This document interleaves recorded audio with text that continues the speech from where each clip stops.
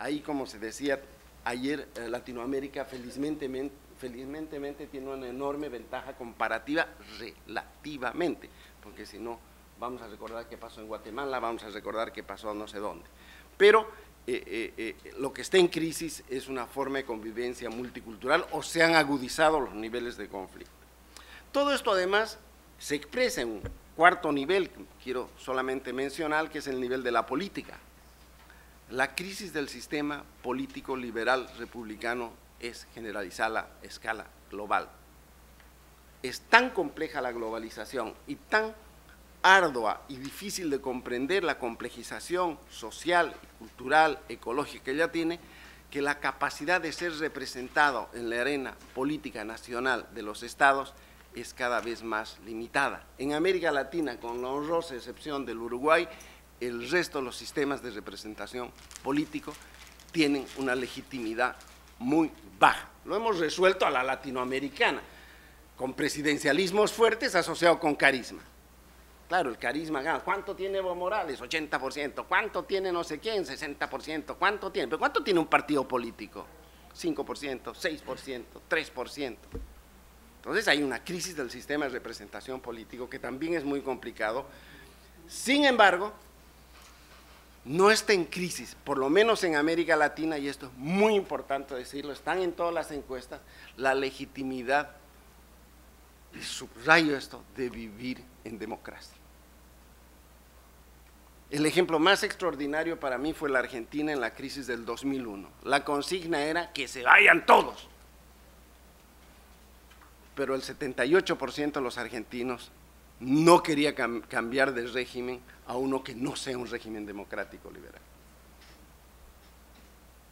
Bueno, así de complicadas son las cosas, no hay una resolución de estos problemas, pero claro, está el problema detrás de todo esto, de la renovación y de la reinvención de la democracia, del desarrollo, de la política, y ese es el reto más grande que tienen las ciencias sociales. A esto yo quiero sumar un último punto, que lo voy a decir rápido, que es, como ayer se ha mencionado, estamos en un mundo cambiante, cada vez más multilateral. Los sistemas de alianzas se combinan de una manera extraordinaria y cambian de una manera extraordinaria, y ya no hay un solo lugar o dos lugares donde se decide lo que pasa. Hoy día esto ha cambiado, la capacidad que tengamos de agrupar fuerzas en los procesos de integración nos darán más voces en el concierto mundial. Mientras menos tengamos esa capacidad, más estaremos sometidos a decisiones que vienen de afuera. Pero nadie va a resolver el problema, solo los chilenos van a resolver su problema, ni siquiera los brasileros. Esto significa que para nosotros es fundamental el tema de la integración, pero como dijo ayer Ernesto, es más el deseo que la realidad. Sin embargo, la emergencia de los BRICS y estas economías refuerzan esta idea de la horizontalidad y refuerzan la necesidad de tener una visión global horizontal, con solo mencionar que tienen alrededor del 50% del PIB mundial, y es un dato que no lo vamos a dejar de lado. Por lo tanto, las ecuaciones económicas, políticas, etcétera, son muy complicadas. Ahora, ¿cómo está enfrentando esto las ciencias sociales en América Latina? Estamos escuchando cuál es la discusión en Europa, que desde luego es muy importante, y la verdad que yo no sé la respuesta, porque todavía hay muchas cosas, muchos juegos. Sí sé algo que retomo la tesis de Michel, porque es válido también para América Latina, de que lo que llamaba Luhmann la diferenciación funcional funciona. O sea, aquí estamos en una línea donde hay especialización y diferenciación, especialización tras especialización en la evolución de cualquier carrera. Uno ya es sociólogo rural, especialista en medio ambiente, cambio climático y en economías de altura. Ya está. Y se reúne con uno que es igual, y podemos decir de un cientista político que hace encuestas para no sé qué. Y por lo tanto esta idea necesaria de comprensión holística de los procesos pierde fuerza. Estoy en la hora todavía, Ernesto, falta. Sin embargo, yo quiero, y para terminar, mencionar un poco lo que hemos tratado de hacer o estamos haciendo entre un grupo de investigadores para tratar de entender esta complejidad de problemas, pero teniendo siempre como punto de partida esta visión de que no vamos a hacer nada nuevo si no recordamos lo que tenemos sobre nuestras espaldas, porque no vamos a inventar la pólvora. Vivimos en un mundo interactivo y tenemos una historia, y es desde ahí donde tenemos que enfrentar los problemas. Yo he tenido la suerte durante estos 10 años, ¿cierto?, de trabajar con Amartya Sen y los informes de desarrollo humano a nivel mundial. Y la respuesta que hemos tratado de dar desde allí, yo en América Latina y alguna vez discutiendo con Sen y su equipo, esta idea de comprender esta cosa que llama Michel el individuo o el sujeto, la idea de desarrollo vinculada a fomentar, y ahí está lo informacional como clave, a fomentar la expansión de las capacidades de las personas para que éstas, de acuerdo a sus valores y sus aspiraciones, puedan elegir el tipo de vida que quieran llevar. Esa es la respuesta en esta discusión. Y esto supone una libertad cultural, pero supone algo que, por cierto, no lo ha trabajado suficientemente bien Sen y sí Alan Turing, supone entender que estos actores y estas demandas de libertad se hacen en medio de relaciones sociales, y estas relaciones sociales son por definición conflictivas. Por lo tanto, la construcción de una opción de vida y de desarrollo supone la construcción de una cierta dinámica del conflicto, lo que lleva a revalorizar el concepto de democracia como un orden conflictivo. Esa ha sido una experiencia interesante. Estamos trabajando ahora análisis comparativos en 5 economías mundiales, desde China, América Latina, cuáles son las particularidades de cada modelo de desarrollo y si hay algún elemento común entre unos y otros en los modelos que se han estudiado en 5 países de 5 continentes. Y la conclusión son de 2 tipos, otros tendrán más, pero las mías son las siguientes. Estudios hablando de estudiar durante 3 años, hacer una investigación, ¿no? Pero la conclusión es de que la construcción, y quizás ahí hay una tercera versión al dilema de Viviorca de la intersubjetividad y el sujeto, es que la construcción del sujeto como individuo es resultado de una deliberación entre distintos, pero son un colectivo. O sea, nosotros decidimos una construcción individual y el individuo asume que la construcción individual es un bien colectivo. Me parece muy importante subrayar ese aspecto.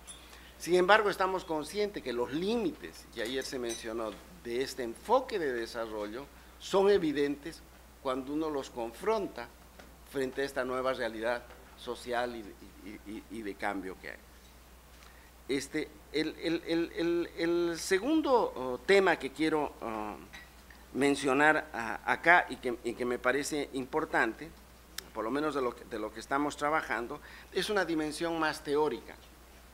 Lo que estamos tratando es de buscar un concepto integrador que vincule estos distintos elementos que he mencionado anterior, y hemos encontrado que el concepto del actor como sujeto que tiene una agencia de cambio es un recurso conceptual de renovación de la misma teoría. Es largo y complicado esto, pero esta idea del sujeto de cambio como actor significa reconocer la base de pluralidad en la construcción de sujetos, y eso es muy difícil de resolver. pero hasta ahí llegamos.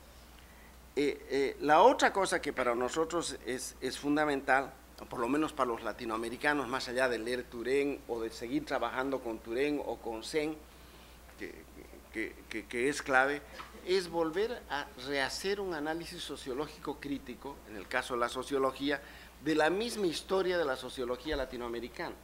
Si hay algún lugar desde donde vamos a entender estos cambios, es desde nuestra propia historia de pensamiento.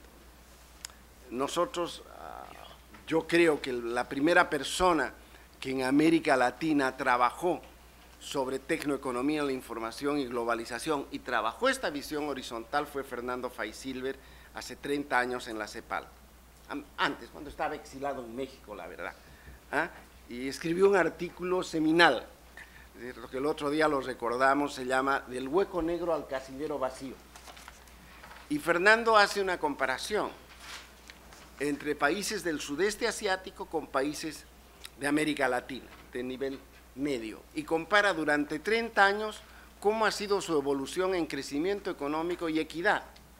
Y la conclusión es que el sudeste asiático ha avanzado en la vinculación entre crecimiento económico y equidad, como dicen todos los números revisados por él. Nosotros también avanzamos esos años del estudio de Fernando en crecimiento, pero no avanzamos en equidad. Ese es el hueco negro, ¿no? Entonces, ese es el casillero vacío, perdón. El tema es cómo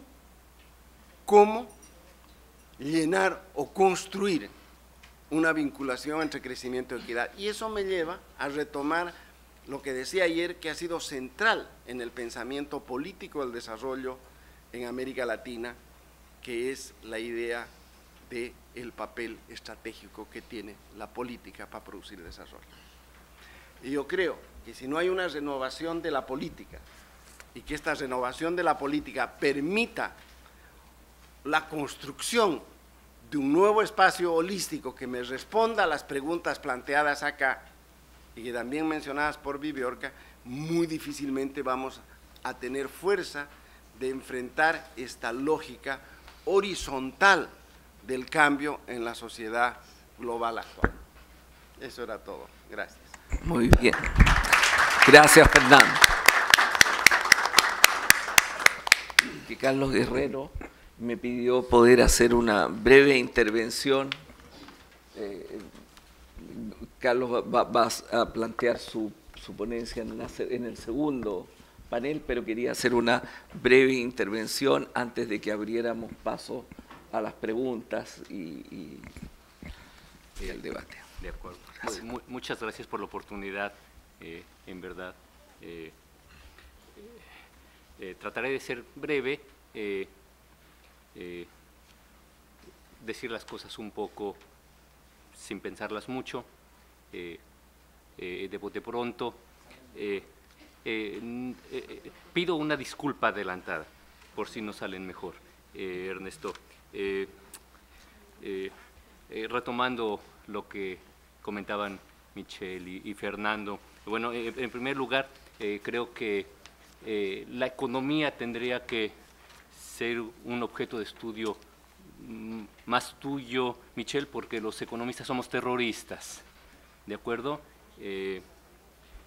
O como lo decía elegantemente una economista inglesa, Joan Robinson, personaje muy destacado de la escuela de Cambridge, allá en la época de Keynes, decía, bueno, hay que estudiar economía para cuidar a los economistas y lo que hacen y lo que dicen.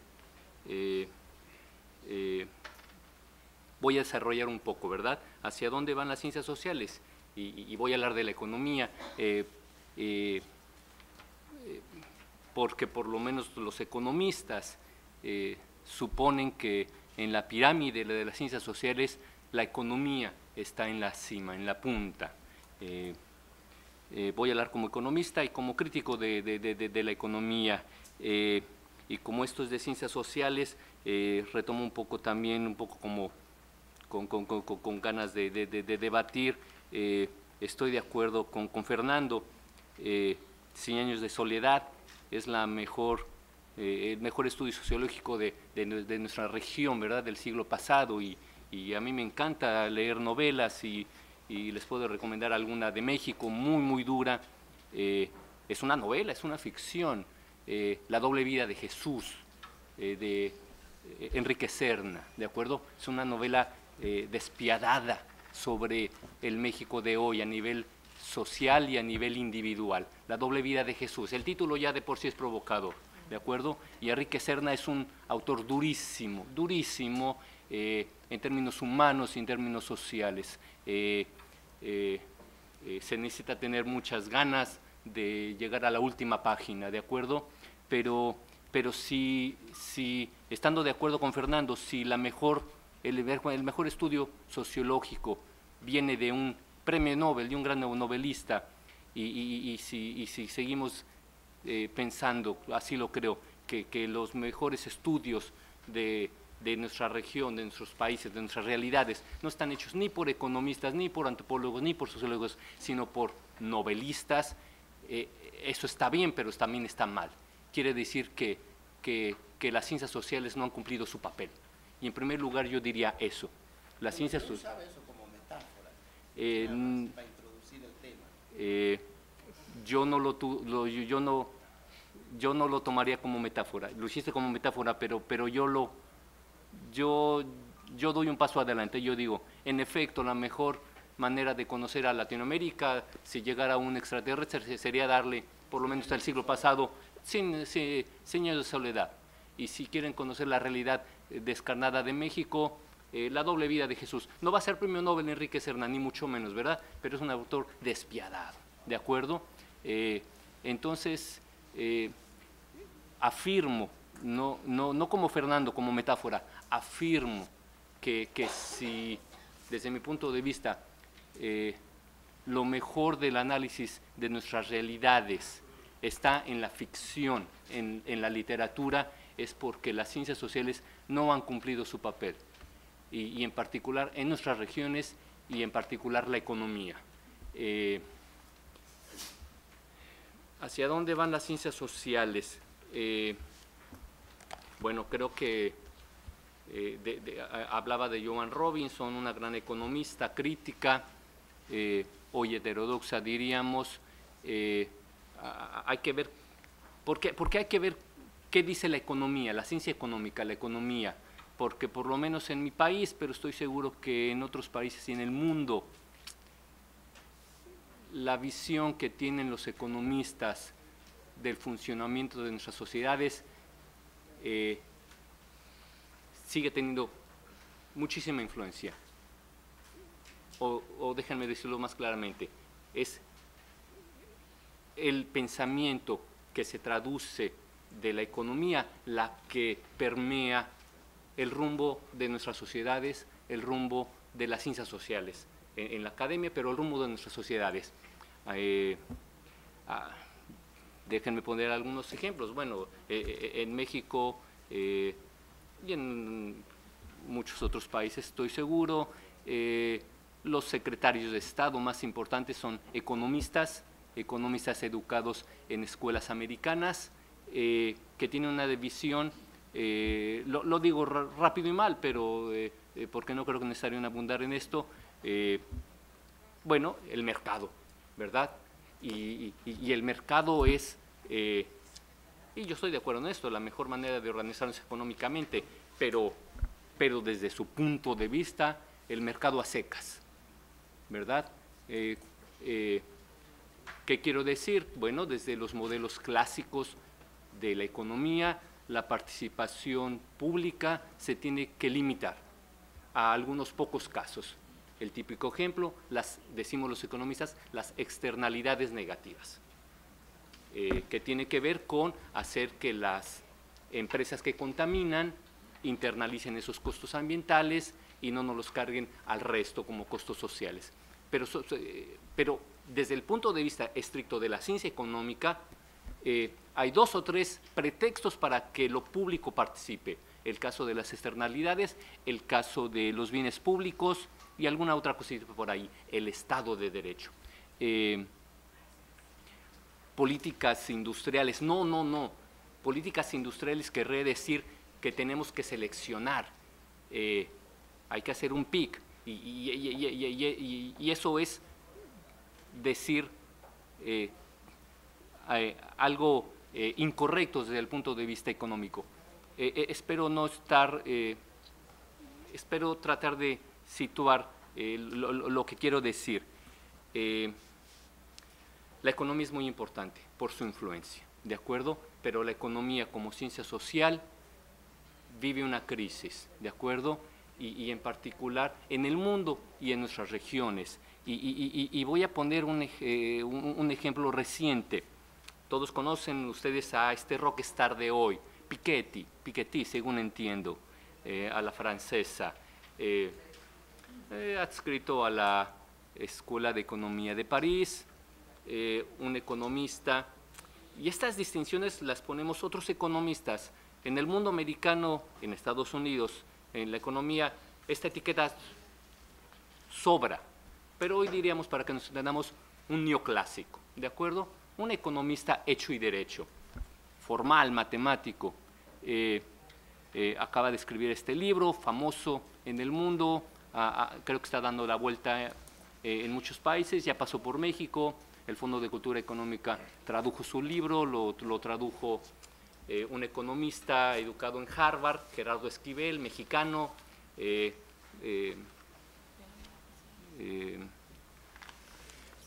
simpatías de izquierda, digamos, ¿de acuerdo? Para hacer el match completo entre este libro y la traducción al español.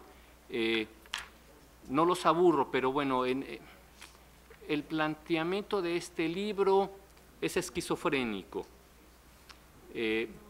¿Por qué digo que es esquizofrénico? Bueno, miren, partía al principio de mi intervención de recordarles que la economía, los economistas somos terroristas y la economía tiene la influencia de los economistas es determinante en lo que ha pasado y en lo que va a seguir pasando. Pero si uno estudia el ABC de la economía, y este ABC está construido con modelos en los que metemos mucha matemática y mucha estadística. ¿Y qué quiere decir al final de esto? Que llegamos a construir, a ver el mundo y a construir ideas con reglas simples. Entonces, una regla simple en la ciencia económica, que es una piedra fundamental de la ciencia económica hoy estándar. Bueno, los ingresos de las personas, no importa tu posición en el mercado de trabajo, puede ser el dueño de la empresa o el trabajador de la empresa, y puede ser un trabajador o intelectual y no intelectual. Los ingresos de las personas en las sociedades de mercado, según un economista estricto, tiene que ver con cuánto le aportamos a esa unidad económica. ¿Cómo lo diríamos un economista? Por tu aporte en el producto marginal, por tu aporte en el valor agregado de esa empresa y de esa economía. Y esta es una regla simple, que la construimos con un modelo matemático, en el cual, perdón por aburrirlos con el detalle, pero eso es la esquizofrenia. Utilizamos matemáticas y hacemos una simple derivada, aplicamos cálculo, y entonces en nuestro libro de texto es indiscutible que cuánto obtiene por ingreso una persona tiene que ver con cuánto le añadió al producto marginal. Y esta es una regla simple, matemática, ¿de acuerdo?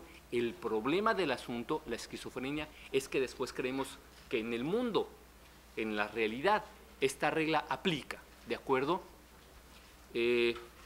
Pero de repente llega Piketty, algo que se ha dicho, dijeron muchísimos antes que él, pero su valor está en que lo dijo un neoclásico, es que en las sociedades de repente estamos viendo no desigualdades en el ingreso.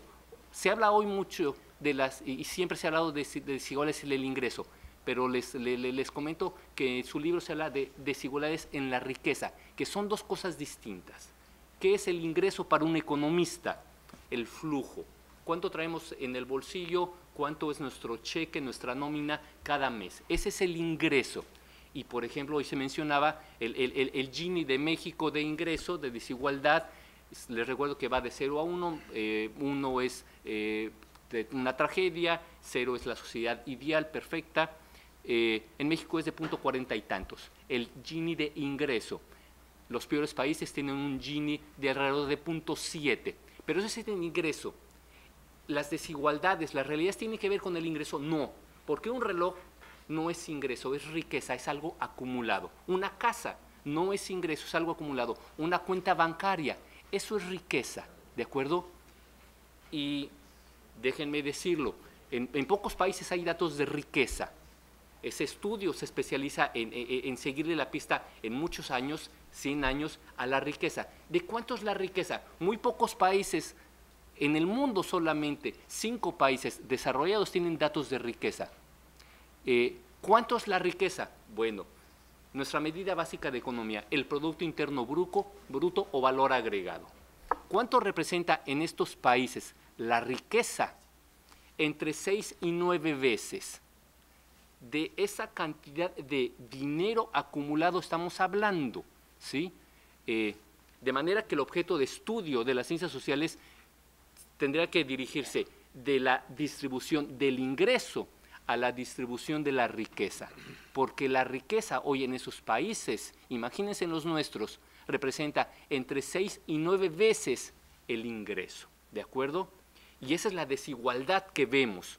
Cuando vemos pasar una camioneta lujosa, eso no es ingreso para un economista, eso es riqueza y eso es desigualdad, ¿de acuerdo? Que es mucho peor.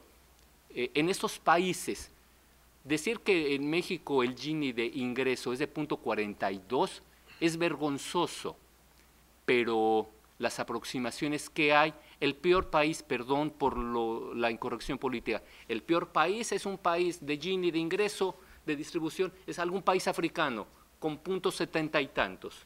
Bueno, los datos duros de distribución de la riqueza en estos países y haciendo alguna buena cocina para otros países como en México es de 0.8, ¿de acuerdo? O sea, la distribución de la riqueza, eso es lo escandaloso que puso en el tapete Piketty, pero que ya hay muchos estudios, ¿de acuerdo? Por mucho no es el primero que habla del asunto. La distribución, si nos espanta la distribución del ingreso de 0.4, de 0.5 en nuestros países, la distribución de la riqueza es de 0.8 o 0.9. Vivimos en un mundo casi perfecto de desigualdad. ¿Por qué es esquizofrénico? ¿Por qué es esquizofrénico el libro de Piketty o la propia economía o la ciencia económica? Bueno, porque por un lado establecemos un principio de distribución del ingreso y la riqueza que tiene que ver con tus méritos, con tu capital humano, con tus habilidades, competencias, etcétera. ¿Cuánto le aportas? Y en nuestros modelos matemáticos, esto es una operación simple que cualquier estudiante de preparatoria sabe resolver, ¿de acuerdo? Con un poco de cálculo. Pero analizamos la realidad y vemos un mundo distinto. ¿Dónde está la esquizofrenia?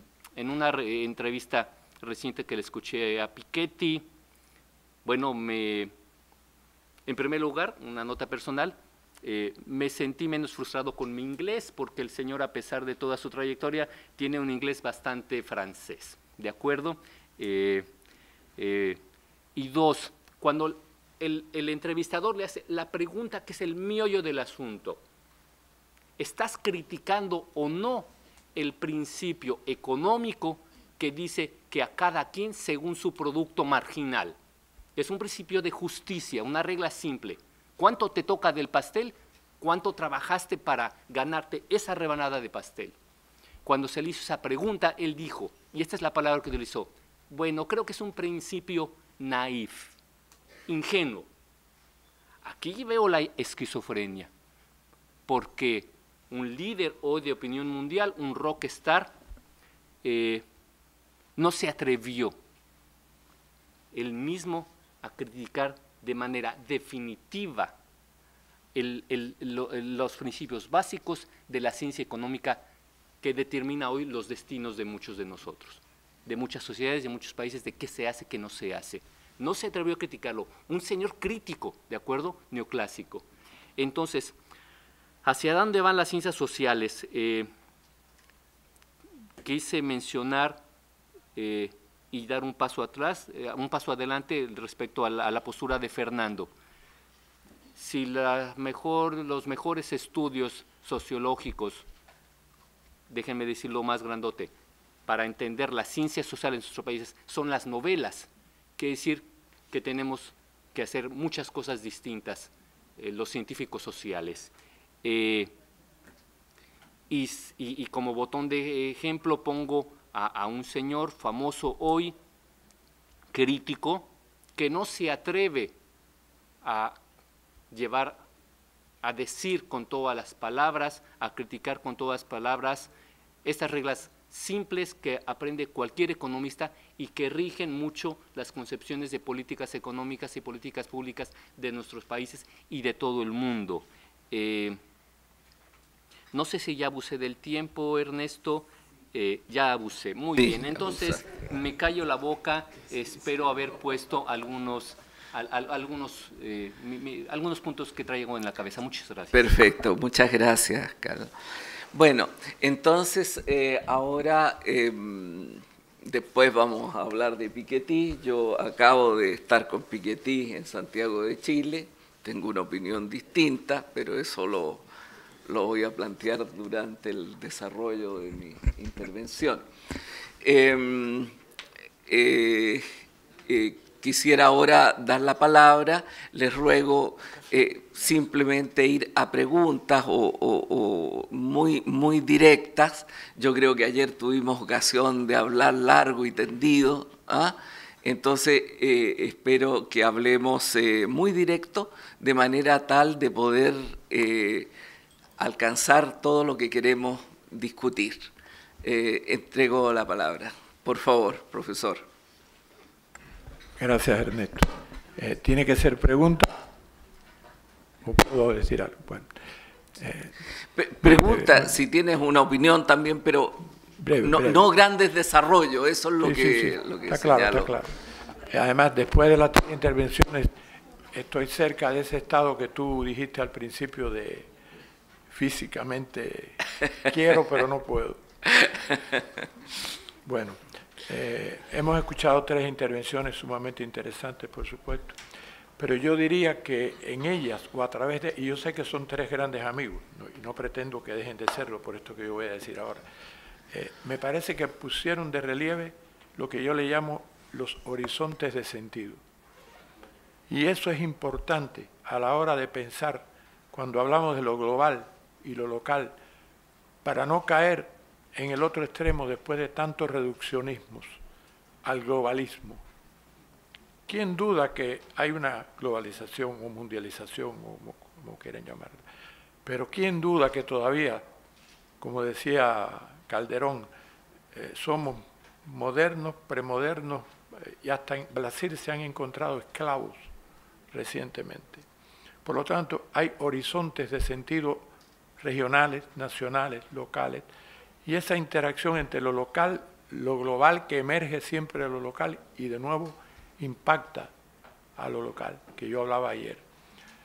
Por lo tanto, me parece que las intervenciones mismas han puesto de relieve el horizonte de sentido de los europeos, que tienen mucho derecho a tenerlo, y el horizonte de sentido de nosotros los latinoamericanos, que tenemos el mismo derecho a tenerlo. Y son diferentes horizontes de sentido, aunque estemos cada vez más entretejidos. A mí me hubiera, con toda franqueza, gustado escuchar algunos nombres más de pensadores sociales latinoamericanos, que yo tengo el honor de conocer. Pablo González Casanova,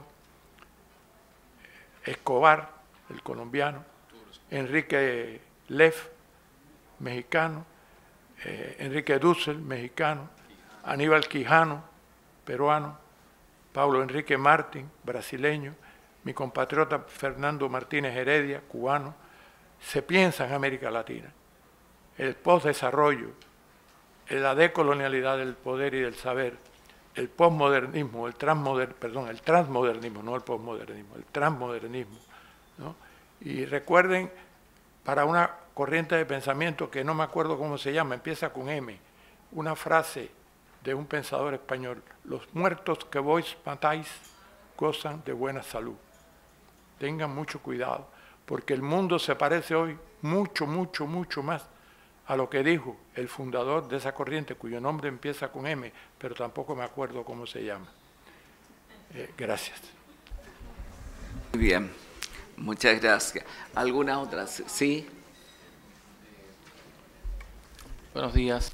En medio de la volatilidad política y económica que está engendrando la crisis de hegemonía que está produciendo la globalización, yo leí unas declaraciones, o leí más bien en un libro de Joseph Piqué, ustedes lo conocen, es economista español, fue ministro de Economía del gobierno del PP, afirmar que Occidente está perdiendo la guerra. Y esto lo digo a propósito de que, como el profesor Calderón decía, que ha habido en este proceso de globalización pactos multiculturales, en realidad hay cierta resistencia a esos pactos multiculturales o esa afluencia que hay de diferentes valores culturales a nivel global. Y parece ser como que en esta crisis de hegemonía, Occidente todavía insiste en imponer sus valores como universales. Y lo que ocurrió recientemente con la revista parisina Charlie Hebdo afianza el tema del debate sobre la multiculturalidad, sobre los valores culturales que Occidente pretende imponer al resto del mundo. Y cuando hablo de Occidente me refiero al Occidente político, no geográfico, porque ahí tenemos que incluir a Japón, a Corea del Sur, a Taiwán y a todos los que se conducen por el modelo occidental que lidera los Estados Unidos. Entonces, mi pregunta final, luego de decir todo esto, es: ustedes los sociólogos, ¿hacia dónde vamos con este tema de la crisis de hegemonía, con este tema de que Occidente quiere imponer sus valores, pero hay otros que se resisten a la imposición de los valores occidentales que se han considerado durante muchos años universales? Y no solamente los islamistas, están también los de Euroasia, que son ortodoxos, hablando en términos religiosos, o de los budistas, que también tienen sus valores culturales y políticos que son completamente diferentes a los occidentales, y que está generando una crisis y un enfrentamiento que ya preocupa en el mundo. El tema de la penetración o de la intención de Europa occidental penetrar a las fronteras rusas, y el tema de lo que pasó, como dije, en París recientemente, en fin. Entonces mi pregunta es, con toda esta maraña de cosas que están ocurriendo, esta situación tan complicada en términos políticos en el mundo, ¿hacia dónde va la humanidad? Buena como pregunta. Tremendo. Yo les propongo lo siguiente, que vayamos recogiendo estas preguntas y al final vean entre Michelle y Fernando cómo las responden. Las difíciles, Michelle, las fáciles. Fernando dice que él responde todas las fáciles y Michelle las difíciles. Está muy buena división del trabajo. Por favor. Una pregunta en dos partes. Una conecta con lo que plantea Sotolongo. Este concepto de postdesarrollo, ¿qué evaluación a ustedes le merece? La elaboración que hay en torno a ese concepto, digamos. Y la segunda es, como decía acá el profesor, efectivamente se habla de modernidades múltiples y también de democracias múltiples. ¿Cómo evalúa el concepto de democracias múltiples, que tiene que ver quizás con alternativas democráticas en la democracia que se lleva en América Latina, diferente a los modelos de Europa y Estados Unidos, que muchas veces se pretenden ser los únicos modelos posibles? ¿Cómo evalúa ese concepto de democracias múltiples también? Gracias. ¿Más preguntas? Sí. es algo relativo a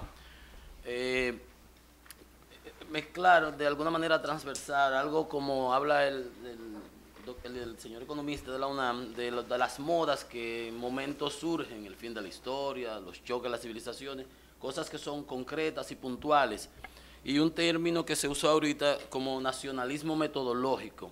Cada país, cada estado, cada zona geográfica tiene sus características propias, y a veces importamos y aplicamos, por eso lo de la globalización, los enfoques globales y los locales.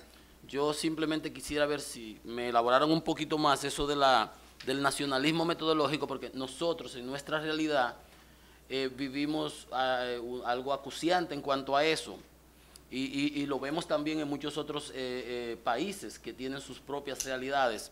Y como usaron el término, ¿no?, yo quería que en cierto modo, porque siempre hay modas, ahí está lo de actualmente con lo de Piketty, en otra ocasión la hubo con Fukuyama, en otra siempre las habrá y las ha habido, pero los intereses nacionales me parece que son perennes o debieran serlos, y cada cual debe velar por su área. Por favor, que me pudieran elaborar un poco más eso. Perfecto. ¿Tú? Sí. El tema de este panel es hacia dónde van las ciencias sociales. Las ciencias sociales tienen como objeto el estudio de la sociedad. Yo quisiera saber la opinión de los panelistas sobre la hipótesis o la tesis que sostienen algunos cientistas sociales de que ya estamos en el inicio de la Tercera Guerra Mundial. Ay, madre mía. Híjole. La sostienen, por ejemplo, para mencionar solamente dos nombres, sí. Buenaventura Sousa de Santos, la sostienen también Immanuel Wallerstein, y la sostienen otros. Claro. Sí. Una última pregunta y les dejaríamos la posibilidad de responder. Una penúltima pregunta y les dejaríamos la posibilidad de responder. Sí. Sí. Yo entiendo que las ciencias sociales en este momento que vive el mundo tiene tareas pendientes. Tareas pendientes porque el mundo es otro. La mundialización, la globalización ha traído como consecuencia esa desigualdad acentuada entre la población, no solo de América Latina, sino de Europa. Vemos la situación económica por la que vive, está pasando esa región del mundo. Entonces, entiendo que hay que repensar la globalización. La globalización tiene puntos luminosos, debemos reconocerlo, pero tiene puntos oscuros que ha traído como consecuencia hasta un mundo inseguro. Un mundo inseguro producto de esa desigualdad que ha provocado esa globalización. Entonces, cientistas sociales y economistas debemos sentarnos a estudiar un mundo mejor. Muy bien, gracias. Sí, y paramos las preguntas en esta etapa porque si no es interminable. ¿Ah? Sí, sí. A mí me preocupa, me interesó mucho la observación hecha sobre los partidos políticos que logran escaños muy reducidos, 3, 5, 7, y que líderes políticos pueden alcanzar 60, 80. Y esta pregunta es la siguiente. Muchos líderes políticos contemporáneos de América Latina se nutren del pensamiento adquirido a través de los cientistas sociales y reflexionan a través de ellos. Ahora bien, mi pregunta es cómo el estudio de la ciencia social frente a los desafíos que nos estamos dando de la multiculturalidad, de la globalización, podría, en cierto modo, acompañar los cambios políticos, porque no estoy viendo estrategias de cambios políticos donde la ciencia social como propuesta de cambio de sociedad coopere. Entonces, no sé dónde está la responsabilidad, si la responsabilidad es del político o si la responsabilidad es del cientista social. Gracias. Muchas gracias, gran pregunta. Entonces les doy la palabra a Fernando para que responda a las fáciles y a Michelle para que responda a las difíciles, según la división de Fernando. No, perfecto. Yo las fáciles voy a decir, tienes toda la razón, perfecto, ahora tienes toda No. De verdad que tienes razón. En realidad mi punto fuerte es de que la forma que tenemos nosotros que construir una visión en la globalización que es cada vez más horizontal y que no pierde nuestra relación con Europa, yo por lo menos no podría, y el MS menos, lo que sí quiero decir es de que no vamos a construir nada si no hacemos la base de nuestra propia experiencia intelectual, que tiene que ver con el ensayo histórico, que es muy importante en la historia de América Latina, y tiene que ver con las ciencias sociales contemporáneas que se inician en los años 50. Todos esos autores que has dicho, más otros, ¿me entiendes? Podemos igual, o de mayor peso, he trabajado con todos los que has dicho, los conozco, hemos escrito libros, incluso con algunos, pero es así.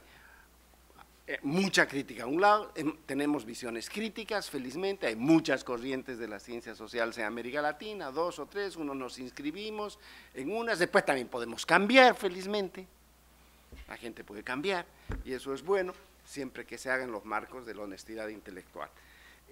Por lo tanto, pero, el punto que yo quiero colocar sobre la mesa es de que hay algo que todos hemos puesto sobre el tablero, desde el Aníbal Quijano o Gino Germani o cualquiera de México, o Gracia Arena o lo que tú quieras, todos han colocado un punto sobre la mesa, que esa es la particularidad latinoamericana, por lo menos en un aspecto de la sociología, es que los temas de desarrollo y de cambio en América Latina no son monopólicos de la economía y que son temas que tienen que ver con la política, con la sociedad y con la cultura. Esa ha sido nuestra contribución o nuestra lectura desde nuestra identidad. Desde ahí tenemos que ver. Y ahí ha habido sociólogos también europeos, ojo, latinoamericanizados. El mejor ejemplo para mí es Alain Touraine. Alain Touraine es uno de los pocos, todos los que hemos citado, Marx, por ejemplo, no entendía a Simón Bolívar, ¿no? O de repente lo entendió muy bien, sí, y nosotros somos los equivocados. Lo entendí y lo encontraba reaccionario. Claro. Entonces, no importa, pero lo que quiero decir es, y eso no me sirve para crucificar a Marx, ojo.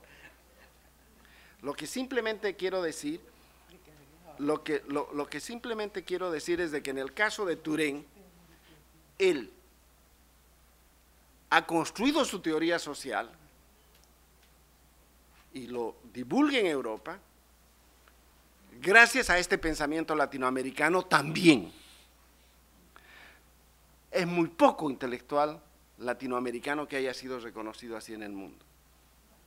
Y que haya dicho, la ciencia social mundial, la sociología mundial, es mundial en parte por América Latina.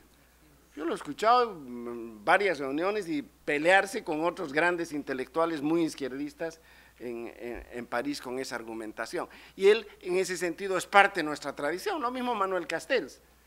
Y en ese sentido están marchando y trabajando Michel y desde luego Ivonne. O sea, hay una tradición de interacción positiva para comprender nuestros propios fenómenos sociales. Y a mí me alegra mucho de que ellos reconozcan también la importancia de nuestra producción intelectual. Creo que al que alcanzó el nivel más alto, hasta donde yo conozco, de cambiar la discusión europea, o por lo menos colocar hitos en la discusión europea, latinoamericano, digamos, de años de vivir en América Latina, es Gino Germani con su último texto, que es de un pesimismo atroz. Quiere decir, no hay desarrollo, lo que viene con el desarrollo es el autoritarismo. O sea, lo que viene con la modernización y estos cambios en Gino Germani, si yo leo todo lo que hemos escuchado acá, y respondo a la pregunta desde Germani, es la catástrofe, dice. Detrás de es la decepción de él, que fue un desarrollista de toda su vida, dice, yo lo que encuentro con el desarrollo de la modernización es la barbarie, es el totalitarismo, ni siquiera el autoritarismo. La razón me conduce al totalitarismo. Eso dice nuestro Gino Germani, y esa discusión sí la tuvieron los europeos, yo estuve en esa discusión. Bobbio, quien quieran, Turén, discutían la idea de un latinoamericano a nivel universal. Eso hay, pero nuestra forma de pensar, yo insisto y ahí subrayo lo que tú decías, tiene que ver con nuestra propia tradición. Y en nuestra propia producción tenemos que ser profundamente críticos y autocríticos. Es importante y te agradezco que hayas colocado, yo desde ahí hablo, no tengo otro lugar. Bueno, gracias. Él escribió un libro que se llamaba El gato que ladra, para hablar de América Latina. Yo uso mucho la expresión con mis alumnos, porque muchas veces hay fenómenos latinoamericanos que tienen una originalidad, que tuercen una realidad que viene de afuera, pero es lo que Cardoso llamaba la originalidad de la copia, en su famoso artículo llamado La originalidad de la copia, y Calderón escribió el libro El gato que ladra, para hablar de América Latina. Sí. También, gracias. En realidad fue un chiste, ya que estamos en chistes y la parte fácil, disculpa Michelle. Darcy Ribeiro, un gran antropólogo brasileño, decía, Brasil y Latinoamérica es como un gato, ojos de gato, nariz de gato, oídos de gato, intestinos de gato, lo tocas y ladra. Y más o menos entendemos, pero no era el punto ese que pasa Tony. Y una cosa que es central, que creo que es clave, que es una cosa complicada, que es la relación entre intelectual, cientista social y político. Es una relación complicada. Si hay alguien que pueda hablar desde adentro de los dos mundos es Ernesto. Pero de todas maneras, y me gustaría que diga algo, ya que es tan difícil la pregunta, pero como intelectual, como sociólogo, desde luego tenemos orientaciones políticas y valóricas, pero nuestro objeto es tratar de reconstruir y de comprender, de aproximarnos a entender los problemas y crear opciones sobre los problemas.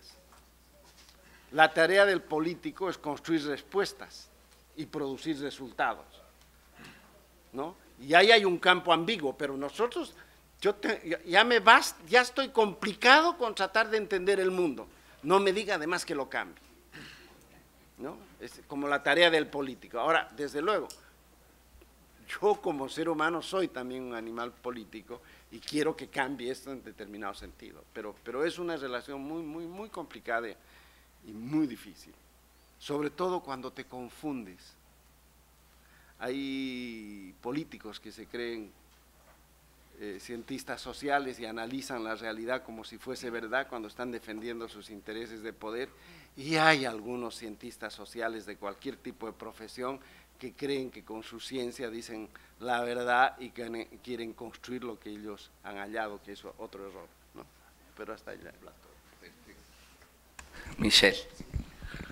Bueno, muchas gracias.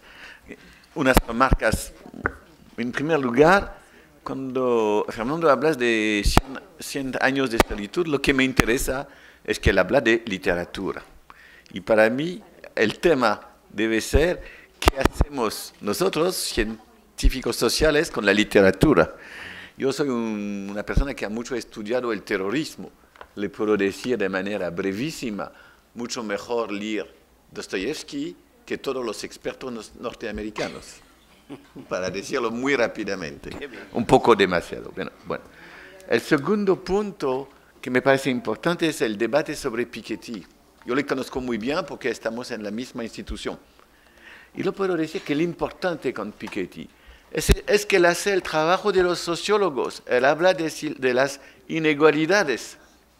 Y en un momento donde los economistas muchos de ellos son en el mainstream, hacen matemáticas, cosas, él dice, no, hay que hablar de inegalidades, y sus ideas son conectadas a la política, porque él es en Francia una persona que dice a los políticos, hay que hacer una reforma fiscal. Entonces, la análisis económica es conectada con propuestas realmente de cambios en la política económica.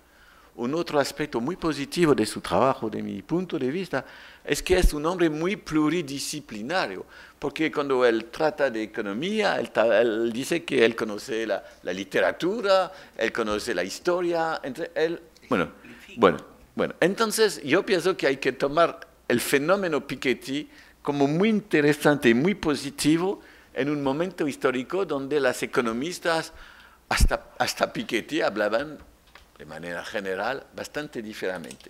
Entonces yo quiero decir sobre el tema nación, yo varias veces yo he dicho articular los niveles, no únicamente el global, no únicamente el local, no únicamente el nacional o el regional, pero pensar los niveles de una manera en su complejidad y en sus conexiones.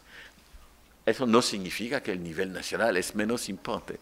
Pero si me permite un comentario sobre nuestra manera de hablar. Aquí a veces se habla de Argentina, de Chile, de Brasil, pero se habla mucho más de América Latina. Es decir, que la categoría regional, o no sé cómo llamarla, es tal vez también fortísima en nuestras discusiones. Todos esos son niveles. No hay que negar la importancia de uno o del otro, hay que, de mi punto de vista, tomar en cuenta todos. Y bueno, no tengo el tiempo de entrar en la discusión sobre el multiculturalismo, tal vez de hace mañana, pero una palabra muy breve. El multiculturalismo hace poco era un tema etnocéntrico del pensamiento de los países del norte que hablan inglés. La literatura, si vosotros se interesan a la literatura sobre el tema del multiculturalismo, los autores lean únicamente el inglés y hablan únicamente de países donde se puede hablar y comunicar en inglés. Entonces, la América Latina no existe en los debates de las ciencias sociales mundiales si se trata del multiculturalismo. Entonces, es un tema muy interesante porque yo sé que el multiculturalismo es tal vez mucho más viviente aquí en América Latina que en otros países. Y además, en Europa, por ejemplo, 3 líderes políticos dicen recientemente que el multiculturalismo se fracasó, pero uno de los líderes era Angela Merkel, que habla de un país donde nunca existe el multiculturalismo. Es un debate que realmente necesita muchas precisiones y me gusta mucho la idea que la América Latina es una parte del mundo que dice hay que discutir del multiculturalismo. Ahora yo quiero decir 2 o 3 otras cosas muy brevemente. Para simplificar mucho, hay 2 tipos de científicos sociales. Los que se interesan a las ciencias sociales y los que se interesan al mundo real y a la sociedad real. Los que se interesan a los conceptos, a cosas bastante abstractas o a los autores, etc. Y los que se interesan al mundo como es. Yo soy, bueno, a mí me parece importante de caminar con las 2 piernas, pero el más importante y de no olvidar el real, las realidades, y de que si las ciencias sociales no pueden dar luces sobre el real, sobre la sociedad donde vivimos, el mundo donde estamos, no son útiles. Pero, ¿cómo ser útil? Y aquí empiezan las discusiones que me parecen muy difíciles. No podemos hacer predicciones. Yo realmente no me veo discutiendo como sociólogo de Tercera Guerra Mundial o no. No puedo. Tal vez es interesante, me gusta la idea de discutir eso, pero yo no tengo en mi conocimiento profesional, digamos, yo no tengo ningún elemento para ser más serio que cualquier otra persona que viene de otros campos. La predicción, y eso es un tema que conectada con el digital, la predicción viene mucho de las big data y de la capacidad de hacer predicciones sobre personas individuales. Es decir, si yo sé exactamente a través de los big data, si yo conozco muchas cosas sobre muchas personas y que yo tengo indicaciones personales muy limitadas sobre cada persona aquí, yo puedo decir que tal señora es tal vez terrorista, que tal señor tiene niños que tal vez van a ver tal o tal enfermedad y que tal otra persona va a comprar un coche de entre los 3 meses que vienen. Es decir, yo puedo hacer predicciones a través de Big Data. Y eso es un paradoxo también, que el conocimiento de billones de datos permite de predecir cosas muy individuales. Pero no es predecir una tercera guerra mundial, que a mí me parece difícil. Yo quiero acabar con 2 o 3 puntos. En primer lugar, me parece que el papel de nosotros, sociólogos, tal vez, es de contribuir cuando vivimos en un momento de crisis a la transformación de la crisis en debate y en conflicto que pueden ser institucionalizados. La crisis, cuando hay crisis, no hay soluciones, o tal vez el totalitarismo, pero bueno, transformar la crisis en debate, en análisis donde los puntos de vista distintos se encuentran, y en conflictos, eso me parece muy, muy importante, y eso significa que la democracia es una cosa importantísima. Y aquí, claro, hay 2 caminos que a mí me llaman mucho la atención hoy ya en las ciencias sociales.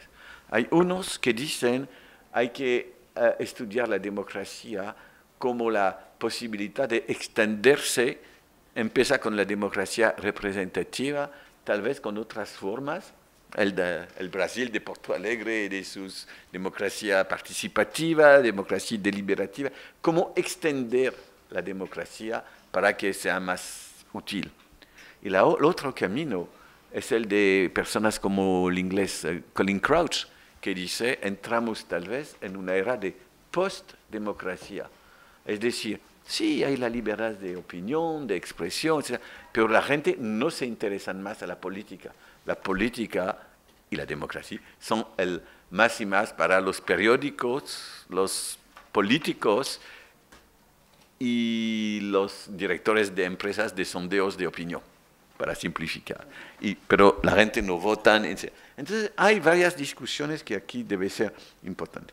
Y para acabar, la relación entre lo que hacemos nosotros, sociólogos, bueno, gente de las ciencias sociales y la política, es muy compleja. Yo conozco muy pocos casos donde hay una relación bastante directa y fuerte. El único caso interesante para mí que conozco yo bien es el caso de Tony Blair. Tony Blair fue parcialmente el producto del trabajo de sociólogos, incluyendo Giddens, pero no únicamente, y de think tank. Yo tengo una amiga que fue el líder de uno de los 2 o 3 think tank que realmente, Demos, que realmente ha construido Tony Blair. Aquí hay una relación entre las ciencias sociales muy aplicadas y la política. Bueno, pero fuera de eso, es una relación a veces imposible. Antes de ayer de noche, yo fui invitada a cenar por el ministro francés de la Educación con 4 o 5 otros intelectuales. Y ella dice, ¿qué dicen las ciencias sociales que debemos hacer después de este terrible terrorismo, etcétera? Entonces todos fuimos a decir más o menos la misma cosa. Hay que evitar de proponer discursos incantatorios sobre la República si estos discursos, si no hay los recursos para transformar las promesas, ¿sí? La promesa en realidad para todos. No, por favor, no hace eso. Muy interesante, muchas gracias, etcétera. El día siguiente, ayer, antes que me voy de Francia, yo escucho a las noticias la declaración de la ministra, que es una mujer muy inteligente, muy simpática. El contrario de lo que fuimos discutiendo de noche, de manera... Bueno, y todos aquí conocemos, ¿no? Más o menos este tipo de cosas. Es decir, no es verdad. Los políticos entienden bien a los científicos sociales. Pueden discutir, podemos ser muy amigos. Y podemos compartir ideas. Pero el momento de la decisión política no es el momento del análisis sociológico. Eso es lo que yo quiero decir de manera un poco así. Bueno. Gracias. No Sí. le dice a nuestro amigo presidente, por favor. Muchas gracias. Les agradezco a los dos panelistas y en particular a Carlos, que hizo una agregación sobre la reflexión económica, y a las preguntas de todos ustedes.